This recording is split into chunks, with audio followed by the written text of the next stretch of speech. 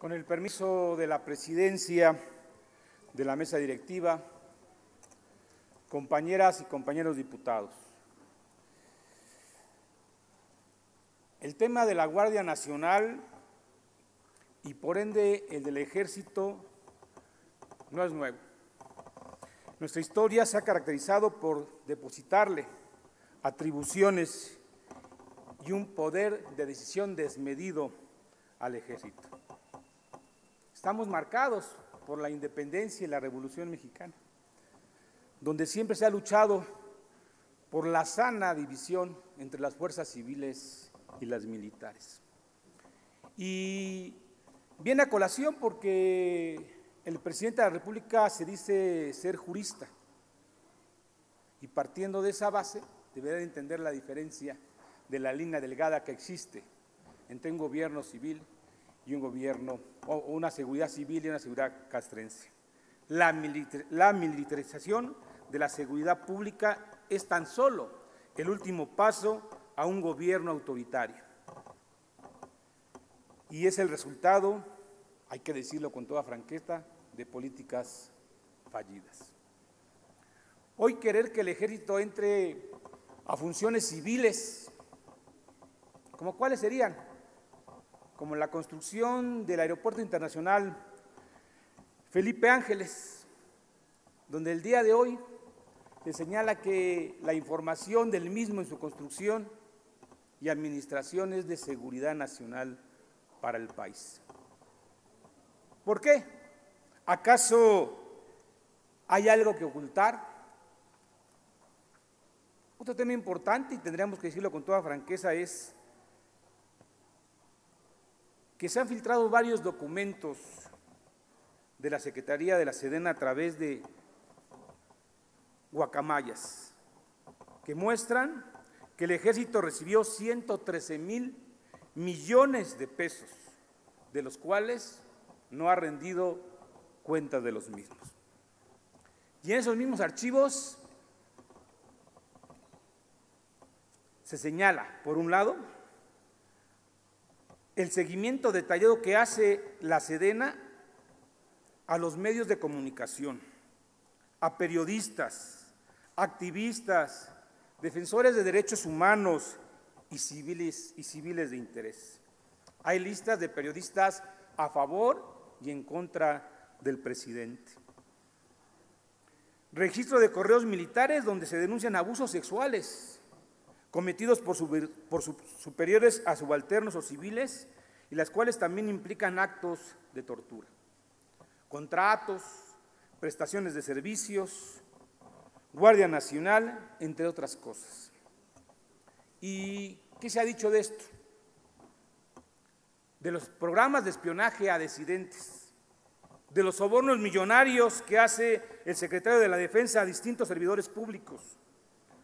¿O aquí se aplica la premisa de carpetazo como a Pío? Hagamos un balance sencillo. ¿Qué hemos ganado los mexicanos y las mexicanas si la crisis de violencia permanece? Presuntos delitos registrados en el periodo de enero a septiembre de 2020, 1,615,287, y el Estado ostenta el primer lugar. 711 feminicidios, más de 37,000 homicidios en lo que va del año, más de 23,000 secuestros, y así hay más incidencias delictivas y alarmantes. Eso no ha cambiado. Vivimos en un país lleno de violencia e inseguridad. Esa es nuestra realidad y eso no lo cuestionamos ni lo negamos. Sin embargo, transferir la Guardia Nacional a una fuerza creada bajo el mando civil, a la Secretaría de la Defensa Nacional, que no está capacitada ni formada para atender a civiles. Recordemos, el Ejército está para casos de seguridad nacional, es de reacción. En una guerra, pareciera que estuviéramos en una guerra que no estamos. Y resulta que en la guerra no se distingue entre buenos y malos. Tampoco se distingue entre gente armada y no. Dijeron que la Guardia Nacional sería de carácter civil. Hemos visto hoy que se reforman leyes orgánicas, leyes reglamentarias, para darle otro carácter. Dijeron que los militares estarían solo hasta el 2024, y hoy lo que estamos discutiendo es que se alargue hasta el 2028. En la práctica, compañeras y compañeros diputados, la Guardia Nacional, el 80% de la corporación son militares.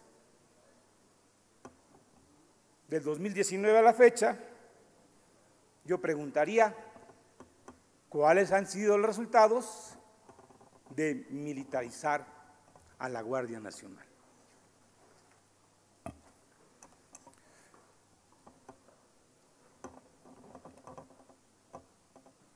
Lo que tendríamos que estar discutiendo, compañeros legisladores, no es la estrategia de seguridad pública pensada y articulada para solucionar de forma efectiva los problemas de la inseguridad que aquejan en el país.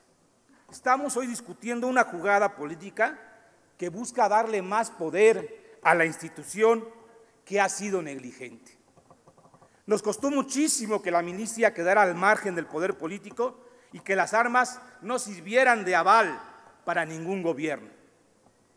No nos engañemos, con esta reforma no se fortalecen los cuerpos policíacos, sino que se consolida el poder militar en México, un poder que en manos equivocadas siempre es peligroso.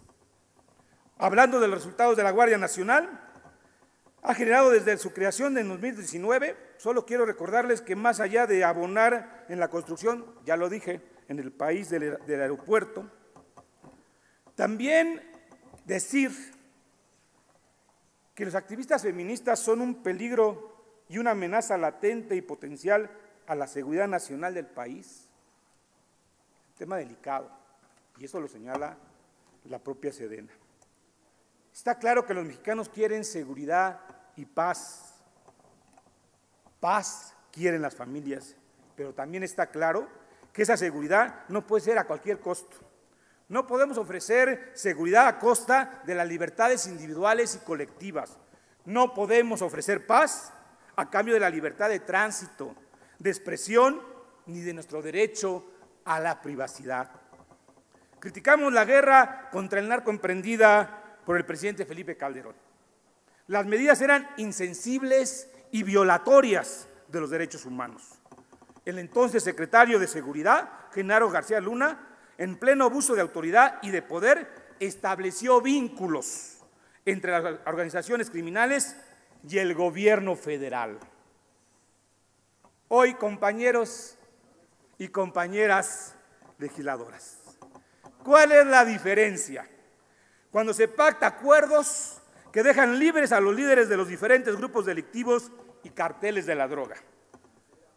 No te bajes, yo voy.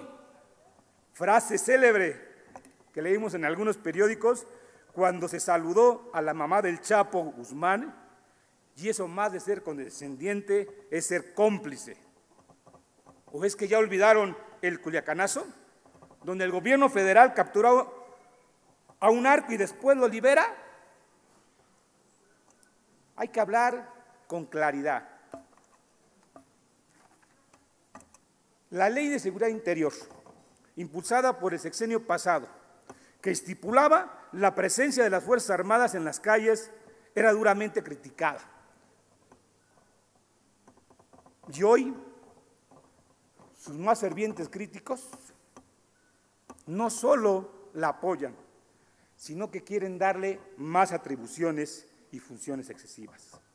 Las y los legisladores federales aprobaron construir una jaula con un dragón adentro de 100 cabezas, pero se les olvidó algo, que adentro de esa jaula dejaron a los mexicanos. Que los militares regresen a sus cuarteles será más difícil de lo que fue sacarlos, compañeras y compañeros. Se ha dicho una y otra vez que su plan es fortalecer a las policías locales, pero paradójicamente se han encargado de llevar a cabo una campaña de desprestigio, difamación y desprecio en contra de las fuerzas civiles que se han encargado de nuestra seguridad. ¿No se supone que bajo la lógica del Ejecutivo Federal la creación de la Guardia Nacional era una alternativa plausible frente a la obsoleta, corrupta e ineficiente que era la Policía Federal? Tiempo, diputado. Concluyo, presidente, parece que los vicios no se acabaron, que la desaparición de esta última, como dirían, la corrupción no desaparece, solo se transforma o si no, solamente se traslada. Por ello, el voto del Partido de la Revolución Democrática será en contra del dictamen. Gracias, diputado.